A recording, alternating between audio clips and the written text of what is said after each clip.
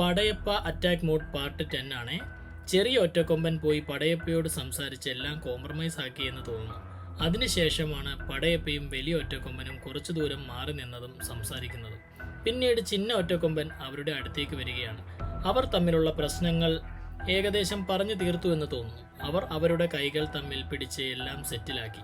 നമ്മുടെ ഭാഷയിൽ പറഞ്ഞാൽ ഷെയ്ക്ക് ഹാൻഡ്സ് കൊടുത്ത് എല്ലാം സെറ്റിൽമെൻ്റ് ആക്കി എന്ന് പറയുന്നത് പോലെ.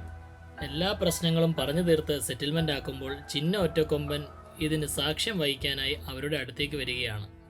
ഏകദേശം ചില കാര്യങ്ങളിൽ മനുഷ്യരും മൃഗങ്ങളും ഒരുപോലെ തന്നെയാണ് എന്ന് എനിക്ക് തോന്നിയ നിമിഷങ്ങളാണിതെല്ലാം. അത് എൻ്റെ അഭിപ്രായം മാത്രമാണ് കേട്ടോ, എനിക്കങ്ങനെ തോന്നി.